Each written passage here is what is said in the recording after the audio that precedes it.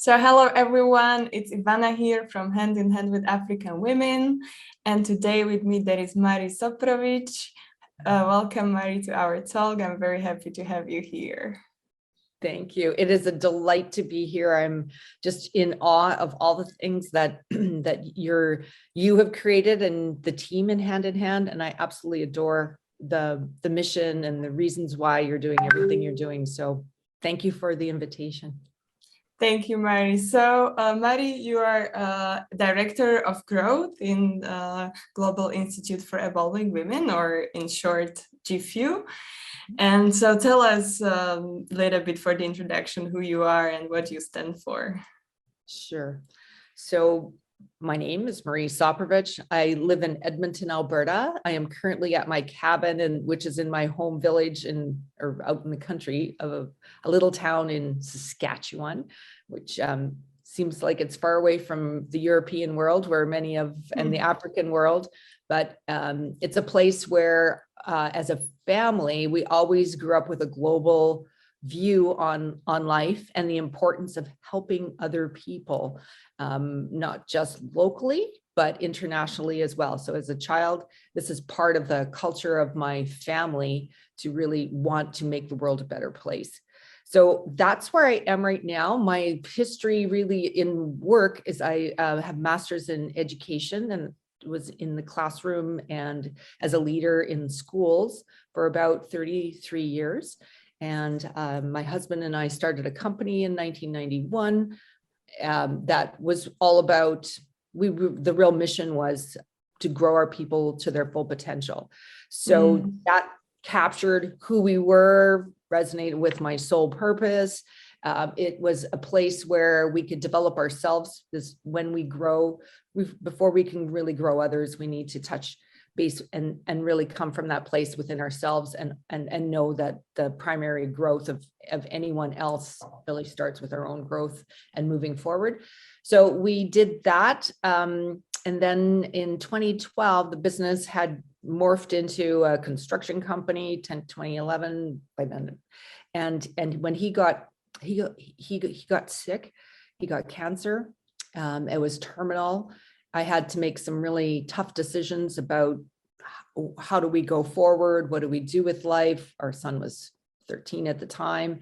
And I decided to leave the education world and step into the business community and take the company over and give it my best shot to move that construction company forward and see what I could create from there. So really stepped full into the entrepreneurial spirit. And it is, so as an entrepreneur, stepping into a business community is an exciting and rewarding time. It's also extremely challenging, and the other life challenges that came with it. So I stayed with the company for about 9 years, 8-9 years, and I have sold the construction portion of the company now. So really now I am looking at the next, so that third act of my life of where I can contribute, bring all of my skills and talents together and make an impact on the planet. So always having been involved in community efforts and organizations, it was an easy, natural next step as I grew in the GIFEW community to find a place where I could show up as a leader, as an educator, as a businesswoman, as an entrepreneur, and as someone who really believes in the spirit and humanity and how can we make a difference on the planet. So in lots of ways, it's kind of little like coming home. And the experience of GIFEW, I think, is that for many, many women that we feel, wow, I finally found a place where I can call home. I've got sisters all over the world. There are mentors and leaders who want us to grow to our full potential. We have opportunity to take that dream that we had, for example, like Lucille, we were going to talk about that, and make that dream a reality and truly do the impact that maybe once upon a time we just dreamed, oh, wouldn't that be nice if I could help the women in Africa to become self-sustaining and help them to just take some of the blocks away that get in their way for them to grow to their full potential. And that to me is rewarding. And it is what we're here for. We're here to help each other and to make the world a better place. So that's a little bit of who I am. A wonderful introduction, Mary. I will follow up on that, what you said, as you know, Lucille, being the founder of Hand in Hand. And so she's also active member of GIFEW, as Mary mentioned. So Mary, were you at the beginning when the whole project started, and were you supporting Lucille to go ahead and to really start an organization, not to be at the level of the dream that maybe this could be? But like, how was maybe the beginning of it from your perspective? Yeah. Well, I absolutely adore Lucille. I got to know her through my sister, Carol Secord. So Carol and Lucille have been friends for 25 years, maybe longer. And Lucille is an educator. So she was a professor at the University of Alberta and did incredible things with her students. So there's a connection there, and just admiring the work that she's done. And when Lucille became involved with GIFEW, there was encouragement for me. And I think when she would see my name on the phone and ring, she'd go, "Oh, what's Marie gonna make? What is she gonna make me do now? She's gonna make her do anything." But when we encourage each other to follow that dream and really get clear, and I had conversations with Lucille about why not make this dream come true? What would it take? How can we make this happen? And what are the things that are getting in the way of that actually happening? And what if that block or that idea wasn't there? Someone took that block away. And often it can be financial blocks, which are more in our mind than in our actual bank accounts. It's like, wow, this really is possible. And I'm just in awe of the growth, the commitment, the impact of what Lucille has done when she actually took that project on. And then other resources come into play. It's like, who do I know that I can introduce you to where that idea can grow? And it just really grew, things grow, and the sunshine shines on everyone. So when we're into growth, her idea grew. She put it out there in the GIFEW community. She had women who stepped up and said, "I want to be a part of what you're creating, and I can help, and here's what I can do." And collectively, you've really created an amazing organization, Hand in Hand, and knowing that we don't have to create everything all by ourselves either. There are ways that we can line our stars up with other, star patterns, so that the collective collaborative work, which is really a very feminine way of leadership, moves forward, and it's not so hard when we can work together. So, and I know that Lucille had input and ideas from others as well, but definitely is a part of I'm definitely part of the game that went into how do we strategize and how do we remove our own blocks so that we can go forward. Wonderful. And it's great that you mentioned it, because also like Hand in Hand, it's really an example of feminine leadership, that it's like being part of the basic stone of what we create and how we create it. And so maybe do you see some also difference between, because there are many charities that help African continent or help people in Africa. Do you see some difference that like how Hand in Hand is helping and how maybe other charities were helping till now? That's such a great question. And I think that there is a real difference, and it has to do with relationships. So the women in Africa are women that are no strangers to Lucille and her community. And she's introduced us personally to them through technology and through their stories and the things that she shared. She has students from the university who are now all grown up and out there in the work world educating, who were there and can tell the story of what their experience was in the presence of these incredible women. And knowing that once a week, I believe Lucille and the team meet with the ladies in Africa, you talk about what they're up against. It is about supporting them to truly step into their entrepreneurial, because they're really bright, creative, smart, intelligent, warm, loving human beings who are making a difference for all their people, which include family, orphans, people in their villages. They have the energy and the ideas in how to support all of them. So the relationship that is true and real from, you're in Macedonia, we're in Canada, there's ladies from the US, there are other Europeans who are on this team.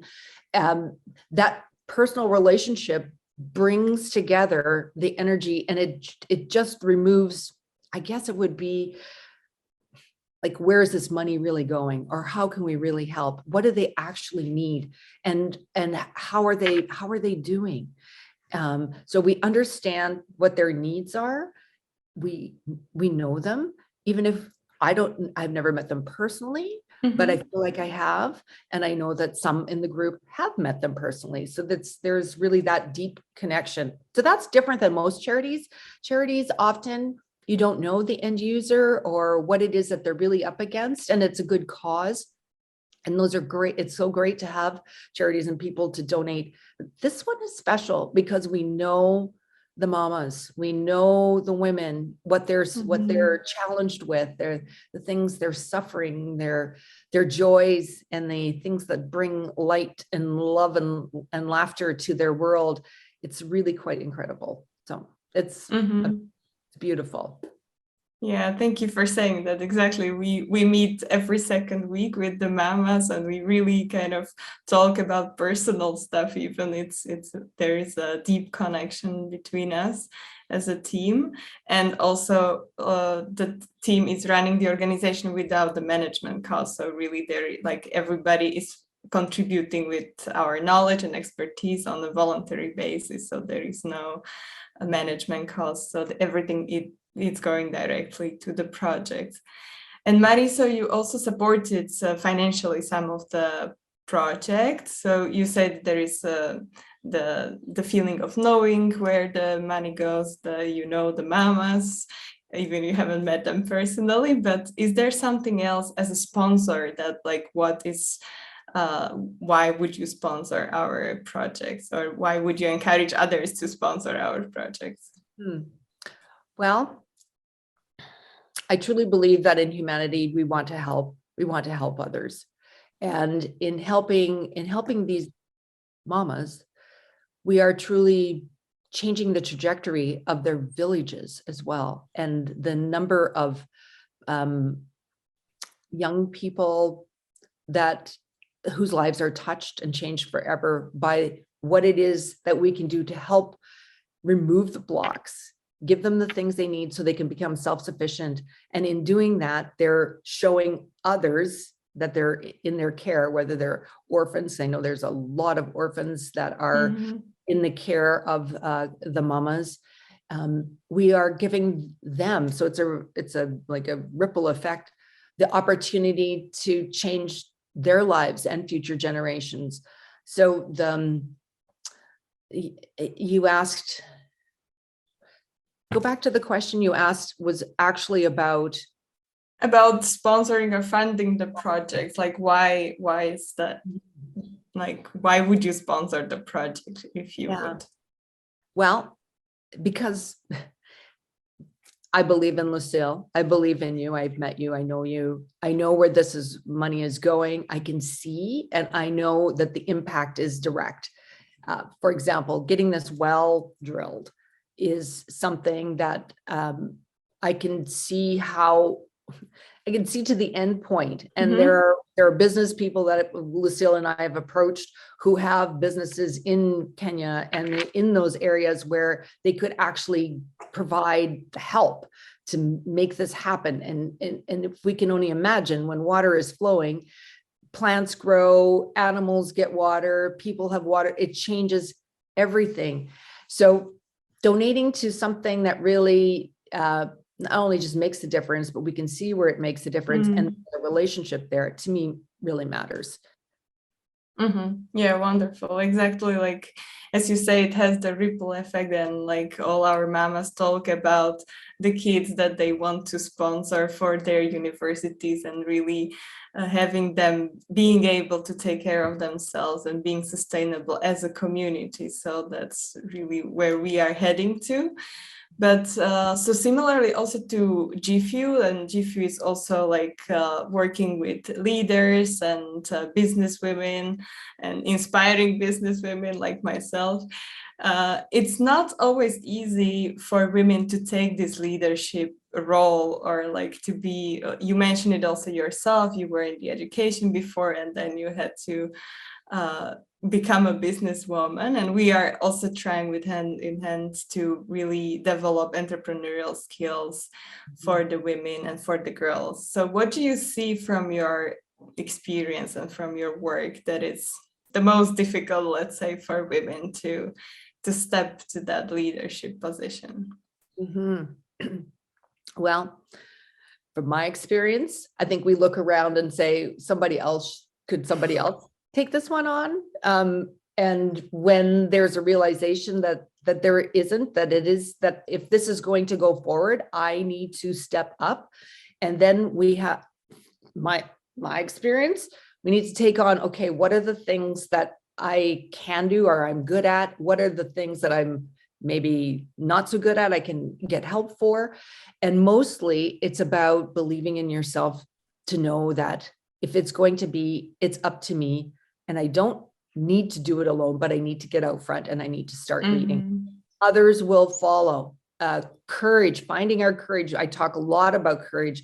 What does that look like? It's overcoming our own self-talk about not being good enough, not having enough, not like knowing enough, and doing it anyway, because we will figure it out as we go along. It's about movement forward. We are on this planet to grow and learn, to give and to return to others, and it's got to come through us.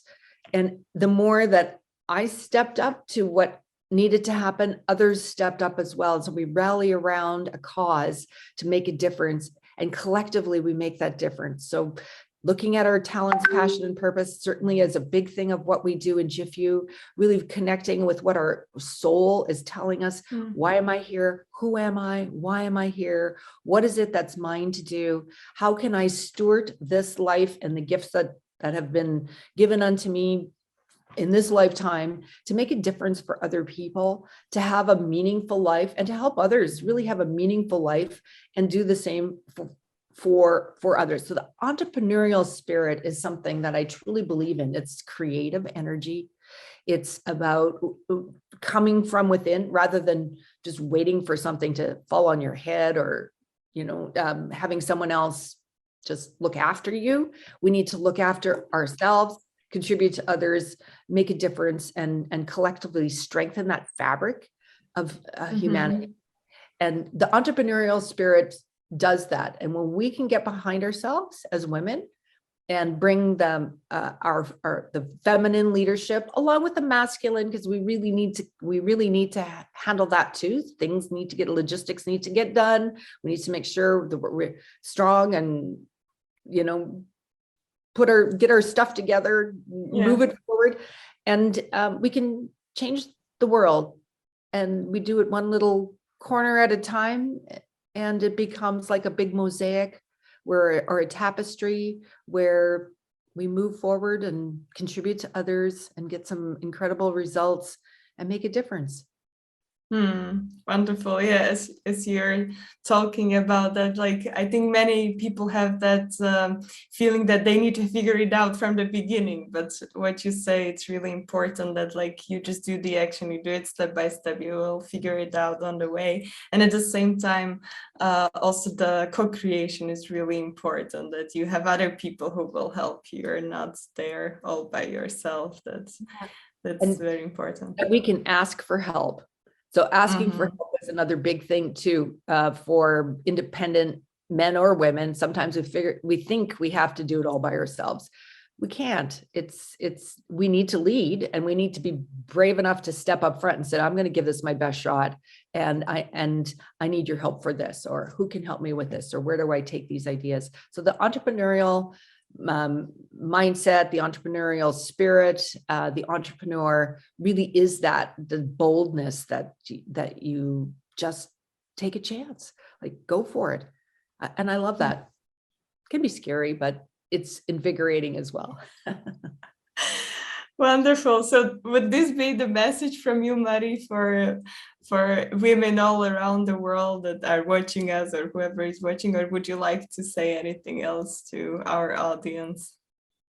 Well, I think believe in yourself. If there's a dream in your heart, just go in and find that dream. Dream again. I think we can sometimes feel we're beaten down by life because life has its challenges and things happen and people die and jobs end and kids grow up and leave home, and life is this incredible experience of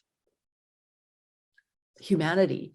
So what can we do? We can live it to the best of our ability. We can be bold, find that dream, believe in ourselves, do what we need to do to nurture that, and then find a community that really supports who it is that you are, and grow, and always know that we're always learning, we're moving forward, we're not alone. There are many, many, many who will support you and pick you up when you're feeling like you've been defeated, and get you back in the game, and that we can do that for one another. And that to me is transformational work, so that we really do make this life count for something. That's important. It really is important. And we can do that. We can do that for one another. And I know in the GIFEW community, that's the feeling of coming home and of really knowing that we have an incredible network of, and we call it field work because it's really vibrational, and we come from a place of wanting to fully express our soul purpose.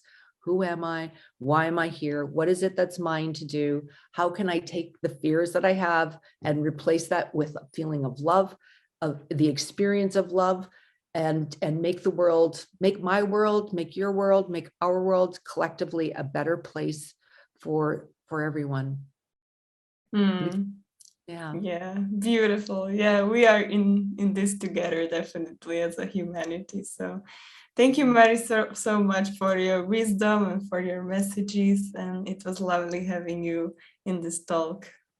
Absolutely. I wish you all the best, and I'll be watching, and I will be participating. And HandinHand is a beautiful, beautiful organization that's truly making an impact on the planet. So thank you for all that you're doing. Thank you for your support. Bye, everyone. Bye, everyone.